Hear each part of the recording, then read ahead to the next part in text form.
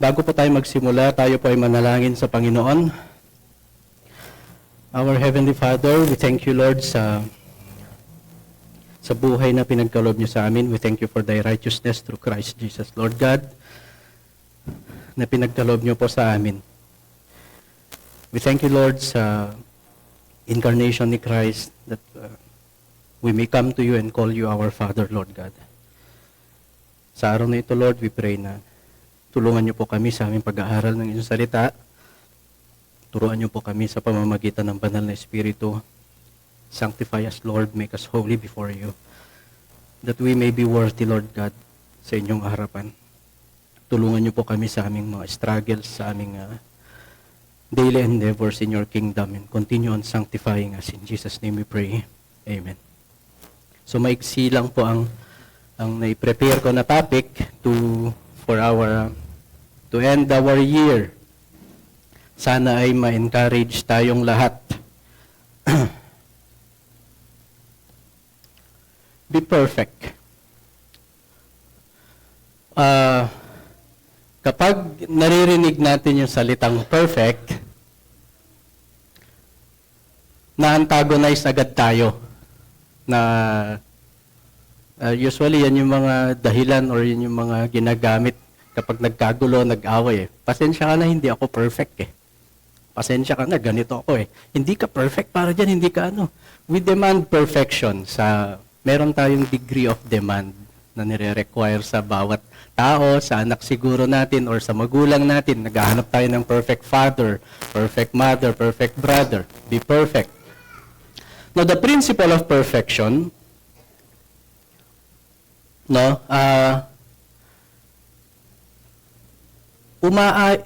it is required, usually required. Actually, it is required dun sa nagde-demand ng perfection.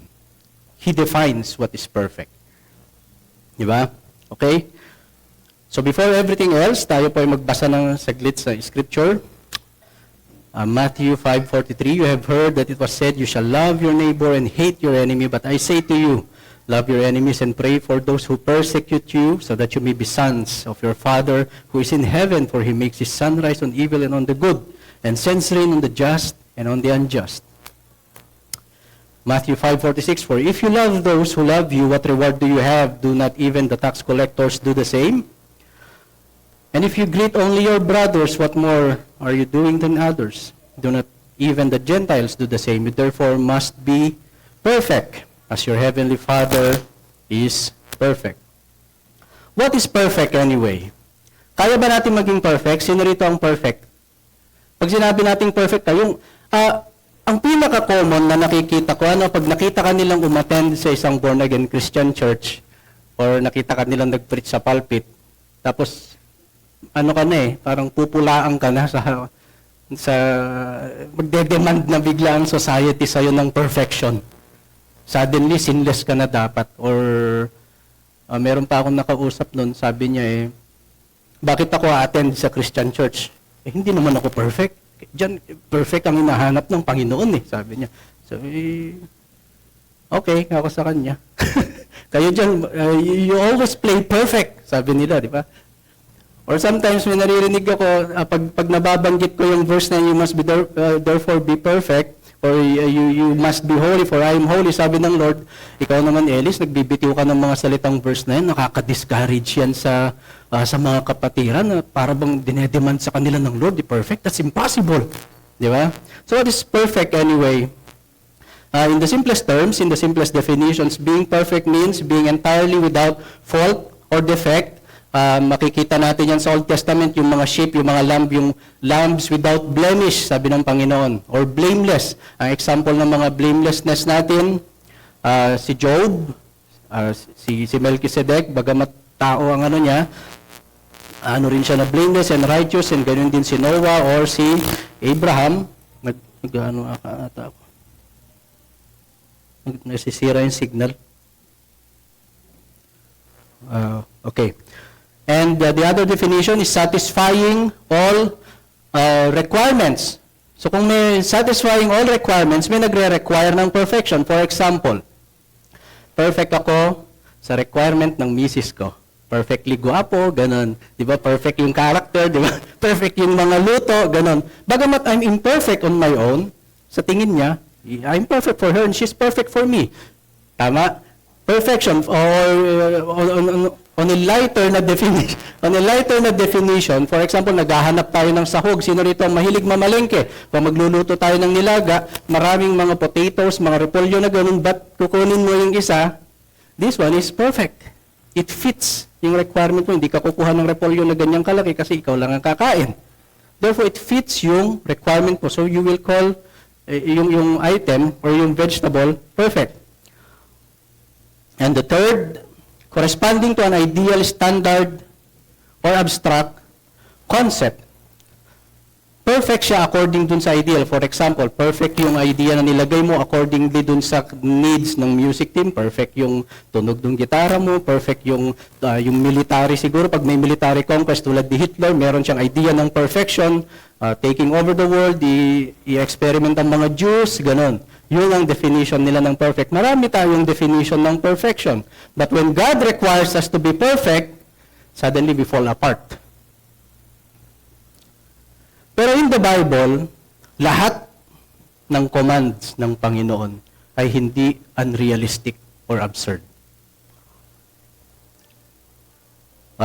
Hindi niya i-command tayo. Meaning, nung sinabi niya, you shall have no other gods before me, it's possible that we can have. And we may have no other gods before Him. So, nung kinumand niya na maging holy ka, sabi niya sa Leviticus, we can be holy. And when sinabi niya sa Matthew na be perfect, for your Father in heaven is perfect. Ang usual na complaint natin no, hindi naman ako perfect, marami akong pimples, payat ako, hindi ako sexy, ganun kaagad tayo. Suddenly, our worlds fall apart. Pag sintinemand ng Lord ang perfection. See, in the Bible, in Deuteronomy 32:4, the rock, His work is perfect, for all His ways are justice, a God of faithfulness, and without iniquity, just and upright is He. 2 Samuel 22:31, this God, His way is perfect. The word of the Lord proves true. He is a shield for all those who take refuge in Him. In Psalms 19:7, the law of the Lord is perfect, reviving the soul. The testimony of the Lord is sure, making wise the simple. Maraming mga evidences or testimonies regarding sa Panginoon and His perfection. Now, oftentimes, ang mga Christians, as stated in Psalms 19:17, the law of the Lord is perfect, reviving the soul. The testimony of the Lord is sure, making wise the simple. We often miss that the purpose, one purpose ng law ng Panginoon is God imparting to us His perfection. Hindi niya tayo binibigyan ng law, ng commandments, just to, anong tawag dito? Pahirapan tayo in obedience of His law. His law is His perfection, at nung binigay niya sa atin ng law, through Christ, through Moses, sa mga forefathers natin, He is imparting His perfection on us. Now, okay, Matthew 5, you therefore must be perfect. Okay, in James 2:10, for whoever keeps the whole law but fails in one point has become guilty of all of it. So what's the point of God imparting His perfection on us through His law, pero kung na-disobey mo yung isa, suddenly, guilty ka na sa lahat. Once ka lang magnakaw, magnanakaw ka na talaga, sinner ka na talaga. Ang isang angle ng commandments ng Panginoon is this: it is not to torture us or to make us depressed or stressed out sa impossibility ng obedience natin sa kanyang law. Because it's truly impossible. How can we perfectly obey now kung last time nagnakaw na tayo? Tama? And the Lord said, "Be perfect, for I am perfect." Eh nakaraan, Lord, nagnakaw na ako eh. Nang away na ako. So paano yun? So, purpose ng law ng Panginoon is not just for us to have a guide how to walk on this earth sa life or to reflect His holiness, to reflect His righteousness, but also para to draw us to the perfect Savior. This is why nung panahon ng mga nila Moses sa Leviticus, yung daily na requirement ng Panginoon sa mga sacrifices, sa kung ano-anong mga batas ginagawa ng mga mediators natin, ng high priest and even Moses. One mistake ng mga modern na Jews ngayon is they think God is requiring us to do His work perfectly as people, as person. No. The impossibility of obedience, obeying all the law of God habang nasa earth po tayo. I'm talking about dito sa mortalness na body natin. The impossibility of it draws us to a Savior, a mediator. Yes, it's to draw our attention to, Lord, it's impossible to obey your law perfectly. Who obeyed it? Si Christ. That's why we have Moses. Meron tayong mga figures. Last time si Jonah, mga shadows ni Christ. But even them, yung mortal bodies nila, impossible din nilang ma-perfectly obey. But we have them as figures, as examples ng paparating na Savior. God is drawing our attention, our minds, in that faith na pinangako niya kay Eve na magtatanim siya ng seed. The seed lalabas kay Eve. Doon niya inaanong attention natin. Ang mistake ng mga Jews is they believed ang purpose ng law is to impress, that God may be impressed with man sa mga obedience. This is why sinasabi nila na pag Sabbath day, 1,000 steps lang. They keep on doing it perfectly. Nung nag-heal si Christ sa Sabbath, galit na galit sila kasi nga hindi daw niya ino-obey ang law. They demand perfection in the physical sense na naka-angklas sa shoulders ng mortal na tao. Therefore, it's against dun sa prophecy sa Isaiah na sinabi nila na darating ang son or unto us a child is born na ang government mapupunta sa kanyang shoulders. Ang ginawa ng mga tao, ang ginawa ng mga Jews ng Israelites, ang government, inangkla nila sa shoulder nila. Kaya nga hirap na hirap ang gulo-gulo ng Israel nun, di ba? I wonder how they deal with politics with the Romans, with the Greeks, habang sila physically inaano nila yung kapag may Romans na nandoon sa city ng Jerusalem tapos nag 1,001 step siya sa Sabbath day, paano nila pagsasabihan yun? Tama? 1,000 lang, sabi nila. Papalubog ng araw, malapit ka na sa bahay mo, pang 1,001 steps na, papasok ka pa ba sa bahay mo? Doon ka matutulog sa kalye ngayon to be perfect. Yung idea natin ng perfection and holiness sa Lord is twisted at mali. The impossibility of obeying the law draws our attention to a Savior who did the impossible. Kaya nga sinabi ng Panginoon, with man, this is impossible. But with God, all things, everything is possible. Even perfectly obeying the law. Yes. Now, this is why sa faith ng Christianity, very important ang Trinitarian na figure. Because of Christ and the Holy Spirit. In John 14:31, but I do as the Father has commanded me, so that the world may know that I love the Father. Rise, let us go from here. And he who sent me is with me. He has not left me alone, for I always do the things that are pleasing to him. In Hebrew 5:8, although he was a son, he learned obedience through what he suffered. And being made perfect, he became the source of eternal salvation to all who obey him. Sa Bible, isang figure lang ang tinestify ng Panginoon na perfect ang obedience, who is Christ Jesus. He obeyed up to the point of death. up to the point of His crucifixion.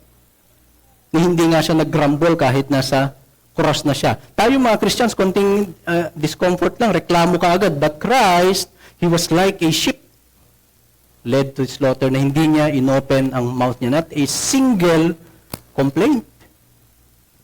Not a single grumbling to that point. Perfect obedience na walang complaint. How many inconveniences ang na-experience ng ating Panginoon? Sinabi niya sa, I think sa John na, foxes have holes, yung mga hare, yung mga birds, may nest sila, but the Son of Man, wala akong tutulugan. And you never hear Him complain. Perfect obedience to the point of death. Now, in Hebrews 5:9, and being made perfect by the Holy Spirit, of course, work ng Spirit and the Father yan, He became the source of eternal salvation to those all who obey Him. God provided ang ating sinabi nating source of eternal salvation. We can come to Christ now, who perfectly obeyed for us. Bagamat ang obedience natin ay hindi perfect, syempre mula pagkapanganak ay makasalanan na tayo, marami na tayong mga inaway, marami na tayong mga kinupit, ganon. Hindi na perfect ang obedience natin, di ba? Pero ang Panginoong Jesus, He pleased the Father.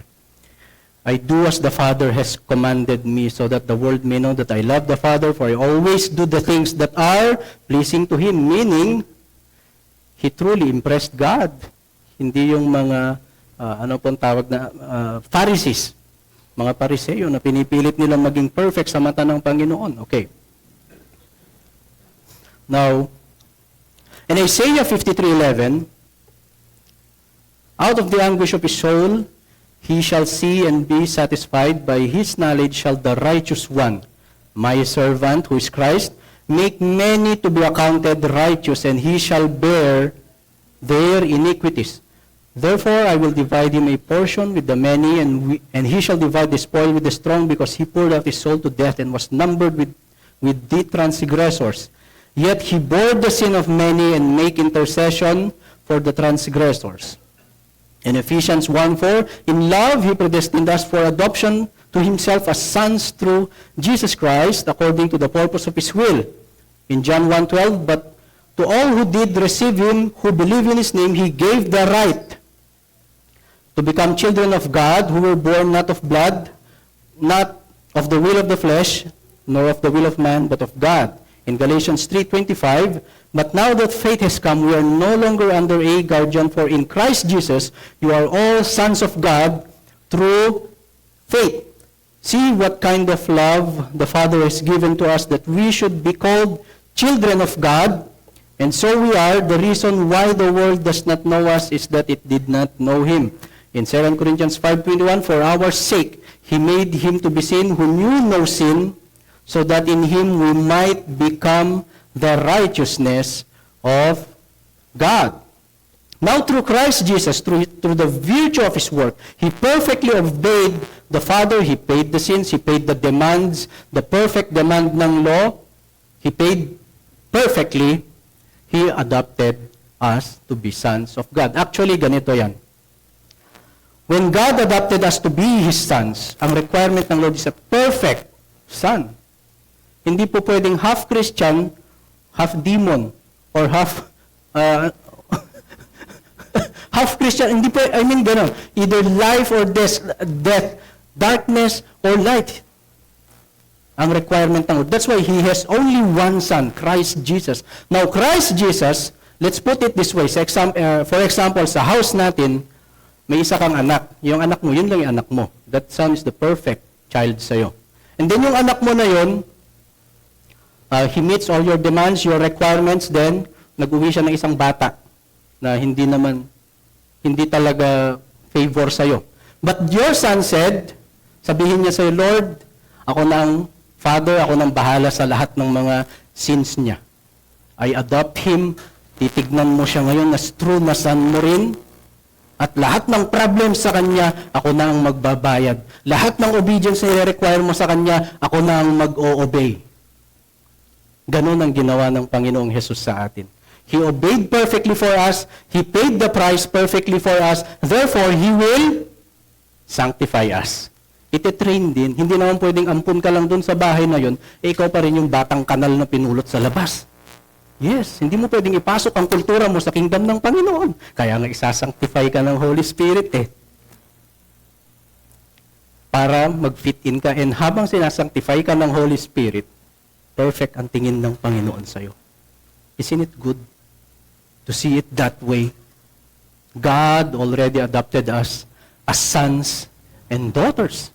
Bagamat nandito tayo sa state na to na magagalitin pa rin siguro tayo, pikunin pa rin siguro tayo, di ba? But God sees our sanctification every day as perfect. Through Christ Jesus, you are perfect. Through the Holy Spirit, you are being made perfect. Now, it's interesting na in Matthew 5:44, but I say to you, love your enemies, and pray for those who persecute you, so that you may be sons of your Father who is in heaven. And in 5:48, you therefore must be perfect as your heavenly Father is perfect. Now in Matthew 5, yan po yung part siya ng preaching ng Beatitudes. Nag-start na ang Panginoon sa kanyang Sermon on the Mount.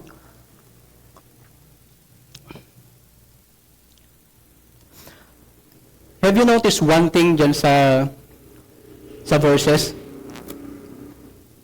It says, your Father.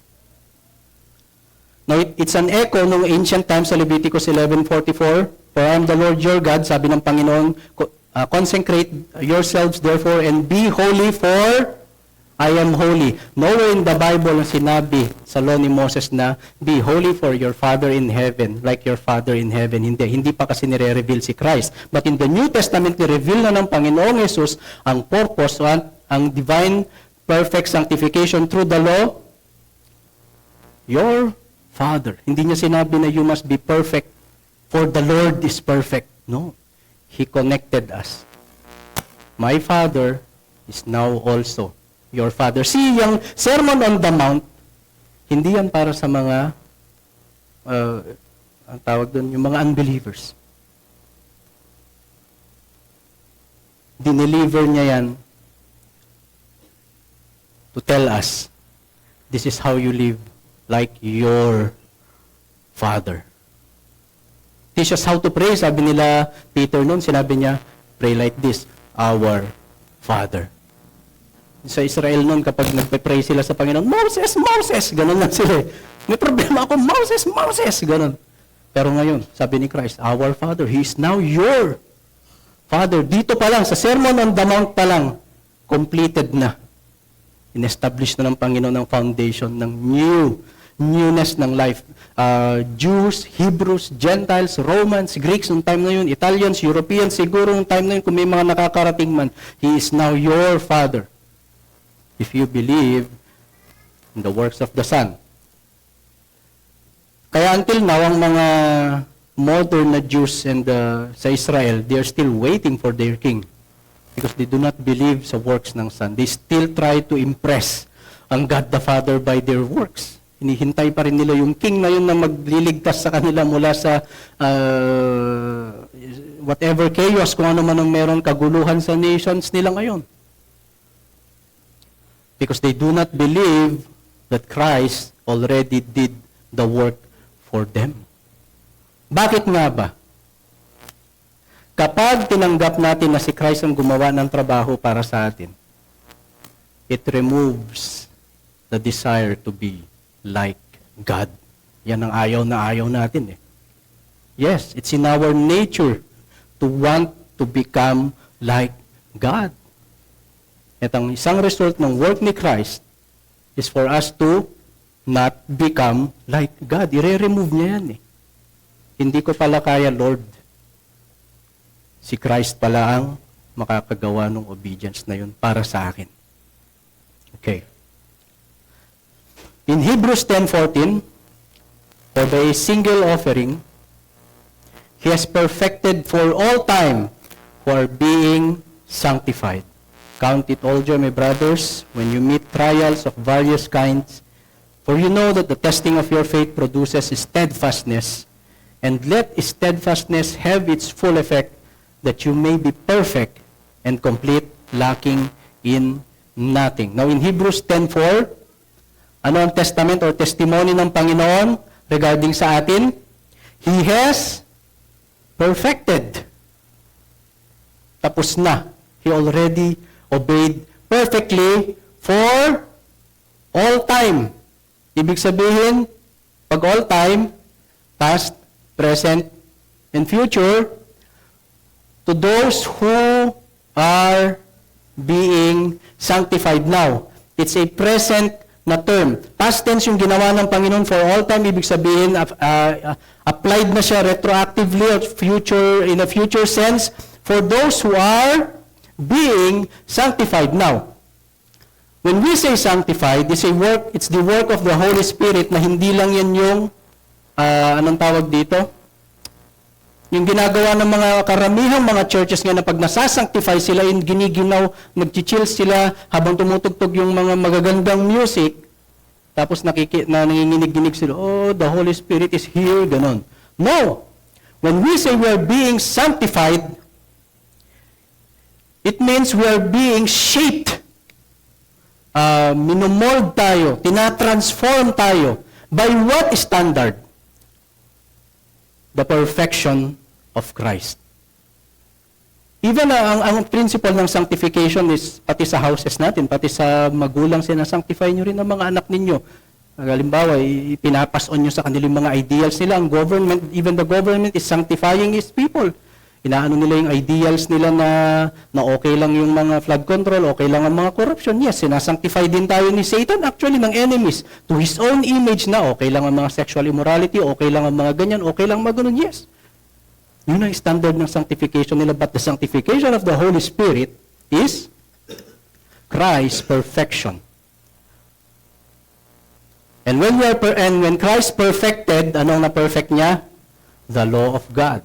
So yun ang standard ng sanctification ng Holy Spirit. Those who are being sanctified, meaning unti-unti tayong tinatransform ng Holy Spirit in walking in holiness and righteousness sa Panginoon. So how do you know kung sinasanctify ka ng Panginoon? Okay? In 1 John 3:7, little children, let no one deceive you.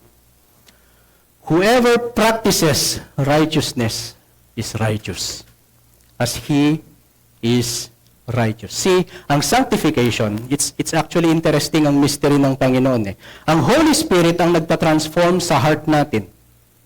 But, in 1 John 3:7, whoever practices, ibig sabihin may degree of responsibility and accountability dun sa sinasanctify. Hindi naman po pwede na, trabaho naman ng Holy Spirit, hindi sasanctify niya lapan po ako. Hindi.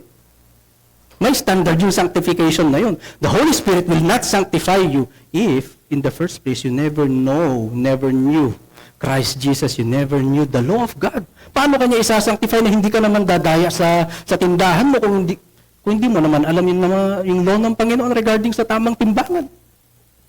Tama? Sabi niya na, unjust weights and measures are abomination. Sabi ng Panginoon, wala ka namang knowledge sa mga case law. Sa mga case law nung laging regarding sa marriage na pinipreach ni Pastor Rick. Regarding sa sexual immorality, regarding sa holiness, wala ka namang knowledge sa ganun sa Scripture. Then by what standard are you being sanctified? He has perfected, Christ perfectly obeyed. Okay? Yung walk natin sa righteousness. Meaning, bit by bit tayong gumagalaw, bit by bit tayong nag-o-obey sa Panginoon. And God the Father, the Godhead will see it as perfect obedience in the faith kay Christ Jesus. Because you are doing it in your faith kay Christ Jesus. Otherwise, tulad yung mga ginagawa ng ibang religion nga na sa Hinduism or sa Islam or may mga particular na mga groups na tao na para ma-reach nila ang heaven, meron dapat silang collection ng good deeds. Para ma-reach nila ang heaven, dapat nandoon sila sa loob ng simbahan nila pagdating ng Panginoon. Otherwise, lilipad yung simbahan nila, hindi sila kasama. May mga kanya-kanya silang good deeds. Mga perfection to reach God. But those are just self-righteousness. This is why yung righteousness ni Christ It's very important na ma-impute sa atin. Otherwise, ang obedience natin sa Lord in His sanctification ay self-righteousness lang.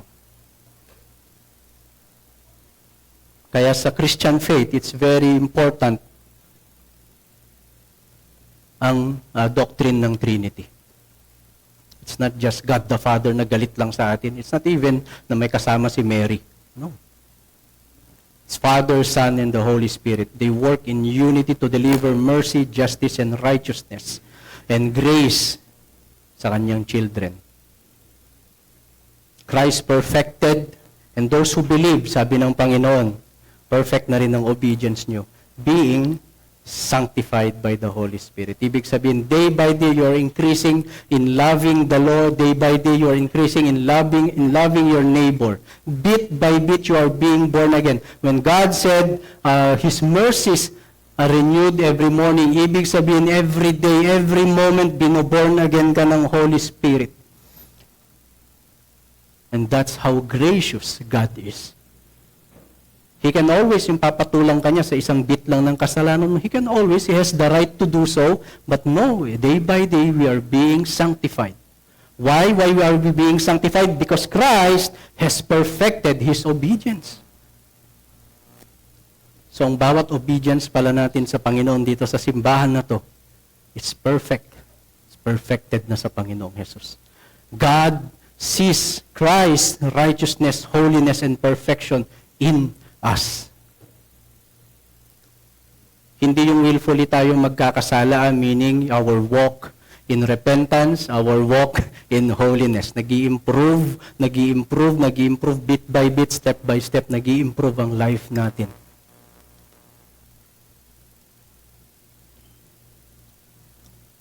First John 3:9, no one born of God makes a practice of sinning, for God's seed abides in him, and he cannot keep on sinning because he has sinned. He has been born of God. By this it is evident who are the children of God and who are the children of the devil. Whoever does not practice righteousness is not of God, nor is the one who does not love his brother. See, may evidence yung those who are being sanctified. May evidence. May proof. Who are they? Those who practice righteousness. Okay? 1 Corinthians 15:42. So it is with the resurrection of the dead. What is sown is perishable, what is raised is imperishable. It is sown in dishonor, it is raised in glory. It is sown in weakness, it is raised in power. It is sown a natural body, it is raised a spiritual body. If there is a natural body, there is also a spiritual body. But our citizenship is in heaven, and from it we await a Savior, the Lord Jesus Christ, who will transform our lowly body to be like His glorious body by the power that enables Him even to subject all things to Himself. May purpose or may point ang Panginoon kung bakit niya tayo sinasanctify by our character. Si Christ, He was born sa sinful na body, pero hindi siya nagkasala sa Panginoon. Meaning, yung flesh niya is tempted to sin. Nagugutom siya, nai-irritate din siya, sumasakit din ang ulo niya, nagkakasakit din siya, nagkakaproblema din siya, but He never sinned. He perfectly obeyed the Father. Now, ang Panginoon, He promised us a glorified body yan. He will transform our lowly body to be like His body by the power that enables Him even to subject all things to Himself. Why? Because we are citizens in heaven. But our citizenship is in heaven.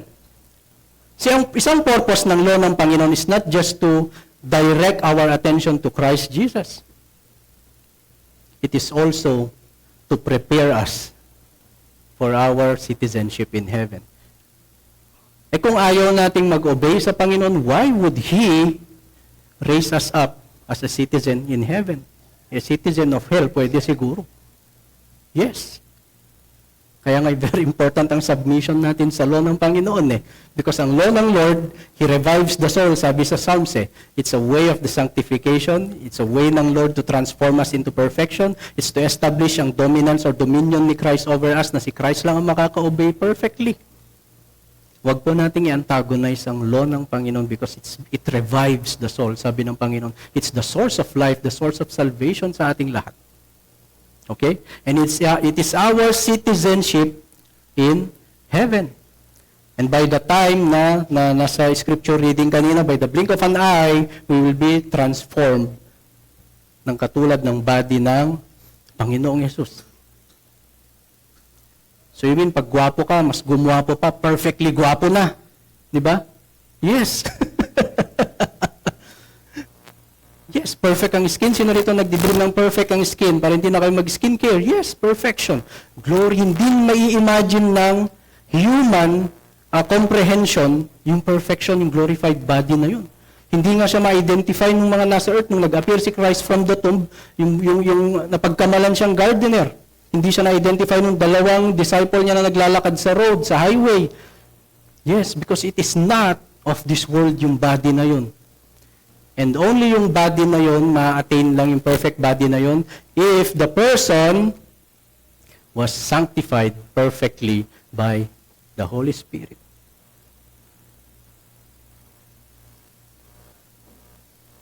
Ang perfection ng Panginoon is not to discourage us. Yung sinabi niyang be perfect. The law of the Lord is perfect. So therefore, be obedient sa law ng Panginoon. Yun ang sin-establish ng Panginoong Jesus dun. Be perfect, be lawful, be obedient, be righteous, be holy, be godly. Why? Because you are already citizens of heaven at your Father, sabi niya. Huwag tayong ma-discourage sa word na perfect. Sa eyes ng Lord, we are already righteous and perfect. But we have to submit ourselves sa sanctification and transformation ng Holy Spirit. Yes. Despite this sinful body, katulad ni Christ, ang souls, ang minds, ang nature natin ay iba na. May, anong verse po ba yun? Yung pinalitan na ng Panginoon ng nature natin na hindi na siya nature na disobedient sa Panginoon, bagkus ay nature na siya na obedient sa Lord. Sa Ezekiel, yung He made the hearts, this heart of stone. Nilagyan niya ng heart ng flesh na tumitibok para sa Panginoong Hesus. Pinalitan niya na ang nature natin. Hindi lang tayo basta-basta inimpute yung righteousness, ha? Pinalitan niya rin ang nature natin na citizenship, citizens of heaven. Okay? Tayo po ba ay perfect? Physically, by our mortal sinful nature, we are not. This body is not perfect. Is our nature perfect? According kay Christ? Yes. Why? Christ perfectly obeyed in perfection the law of God for us. Yung nature na yun, imputed na yun ng righteousness ni Christ. So kapag pala nakipag-ayos ka sa kaaway mo sa church, perfection ba yun? Yes. Because Christ perfected that obedience sa'yo. Yes. So kapag hindi ka na nagnanakaw sa Panginoon, nagbabayad ka na ng tithes mo, perfection ba yun? Yes. Yes. Bit by bit, sinasanctify tayo ng Holy Spirit. Sa darating na taon, we will enter it a new creation. And not just a new creation, a new nature perfected by Christ. Huwag na tayong mag-alala ha. Kung magpapa-skincare, magpapa-reban pa tayo, hindi. Perfect ka na sa eyes ng Lord. Huwag niyo naman pabayaan ng mga sarili ninyo. Mag-ayos pa rin tayo. Maligo pa rin tayo. Part ng loving your neighbor po yun. But, yung responsibility natin as Christians na in-establish ng Panginoon na law niya sa atin, Yan ang fruits niya. Loving your neighbor. Yung perfection ni Christ na yun. We will love the Lord more and more, the scriptures more and more, the law of the Lord more and more. We will love our neighbor more and more. Yan yung perfection ni Christ na yun. Huwag na tayong mag-worry kung na-impress ba ang Panginoon sa atin. No, actually, God is not impressed with us. He is impressed with Christ imputed upon us. So yung faith natin, Lord, I'm obeying in faith in Christ, yun yung perfection natin sa Panginoon.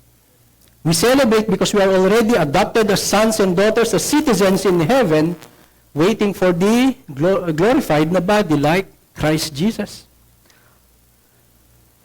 Kaya sa ating mga nakakarinig na patuloy na nakakarinig ng teachings and laws ng Panginoon na tinuturo sa atin ng Panginoon, words of encouragement, rebukes, correction, tanggapin natin yun because the Holy Spirit is sanctifying us. We are being sanctified, meaning we are being made perfect in Christ, our faith. Yun ang perfection natin sa Panginoon. Happy New Year po sa ating lahat.